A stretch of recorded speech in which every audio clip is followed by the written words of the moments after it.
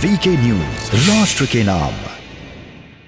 हमारे देश का स्व आध्यात्मिक है, उसमें अनेक पूजाएं आ सकती है, बाकी पूजाएं समाई भी जा सकती है। वो पूजा पर निर्भर नहीं करता। शासन प्रशासन देश को कैसे चला गया एक बात होती है, लेकिन देश को तो सही अर्थों में समाज चलाता है।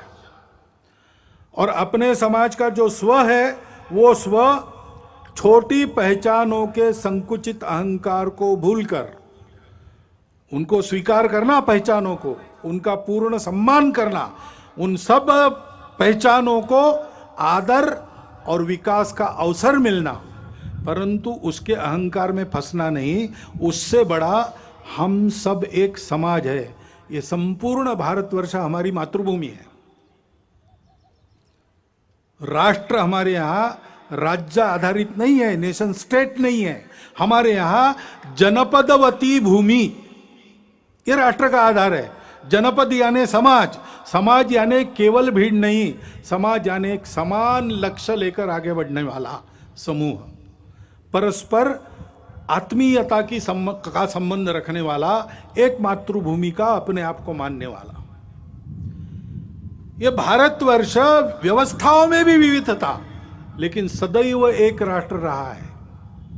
और उसका स्व है सभी विविधताओं का स्वीकार, सम्मान। सब उपासनाओं का हम स्वीकार कर सकते हैं। यह बात सही है कि उपासना आक्रमणकारियों के साथ भी दुनिया की दो यहां आई है, शरणार्थी होकर भी दुनिया की दो उपासनाएं यहां आई है, यहूदी और पारसी। इस्लाम और ईसाइयत आक्रामकों के साथ प्रवेश कर गई या आक्रामकों के साथ बढ़ी, लेकिन वो इतिहास हो गया। उन आक्रामकों के साथ नाता नहीं है किसी का। सब अपने उन हिंदू पूर्वजों के वंशज है जो इस विविधता को एकता का ही आविष्कार मानकर सबका स्वीकार सम्मान करते थे, आपस में प्रेम से मिलजुल कर रहते थे और सभी एक दूसरे का आदर करके चलते थे। उन्हीं हिंदू पूर्वजों को सब वंशज है। वही भारतवर्ष सबकी मातृभूमि है, जिसके सिवाय किसी को गति नहीं है और कहीं।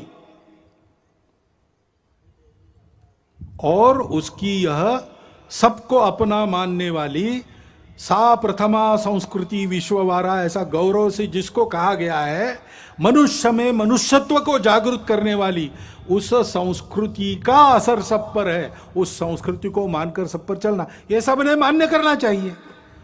इसमें किसी को पूजा नहीं छोड़नी पड़ती, भाषा नहीं छोड़नी पड़ती, कुछ नहीं छोड़ना पड़ता। अपना कट्टरपन, अपने मन के अलगाव की भावना और अपनी छोटी पहचानों का अनुचित अहंकार छोड़ना पड़ता है। उसका गौरव सुरक्षित रहता है, उसकी प्रतिष्ठा, उसका स्वीकार सम्मान सुरक्षित रहता है। राष्ट्रवासियों के लिए इस आह्वान का स्वीकार करके ही भारत की एकात्मता, अखंडता वापस आएगी। यही इमोशनल इंटीग्रेशन कहा गया है, जिसका आह्वान अपने संविधान ने किया है। इसके लिए सबने प्रयास करना चाहिए, ऐसा दिग्दर्शन किया है। और यह सारा तब समझेंगे लोग जब हिंदू समाज ऐसा होकर दिखेगा। हम अपने छोटे छोटे अहंकार भूलकर सबको अपनाने की नियत रखें। हमारी संस्कृति तो सबको अपनाती है। हमको डर नहीं लगना चाहिए किसी को अपनाते समय। डर लगता है क्योंकि हम दुर्बल हैं। हमको शक्ति संपन्न होना पड़ेगा। मैं शंकर का वह क्रोधानल कर सकता जगती क्षार क्षार, ऐसा बल होना पड़ेगा। लेकिन जगती को क्षार नहीं करना है, भूभाग नहीं, शत शत मानवों के हृदय जीतने का निश्चय। जो हाथ उठाए उसका हाथ न रहे, इतना सामर्थ्य होना चाहिए। लेकिन सामर्थ्य का उपयोग क्या करना चाहिए? दुर्बलों की रक्षा। शील और शक्ति को साथ में लेकर हिंदू समाज को चलना चाहिए, क्योंकि दुनिया दुष्टों की है, वो बिना शक्ति सत्य को भी नहीं मानती।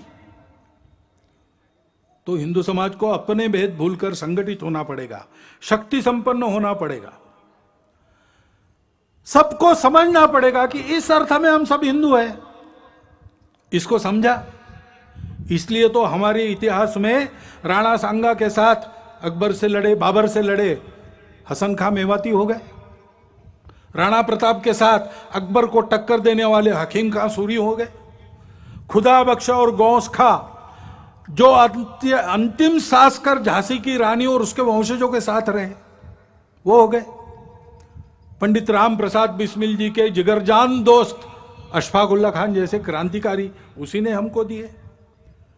बारामुल्ला में कबाइलियों के आक्रमण के आगे देश के एकात्मता को किसी प्रकार से समझौते में न लाते हुए अपना बलिदान करने वाले मकबूल शेरवानी भी उसी के कारण हुए।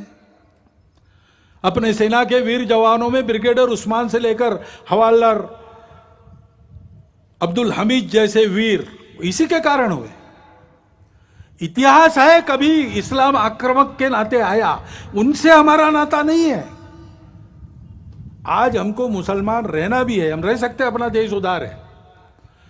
हमारे आदर्श ऐसे मुसलमान होंगे जो देश के प्रति न्यौछावर हो गए। हमारा जीवन वैसा बनना चाहिए। ये है ड्रीम मीडिया नेटवर्क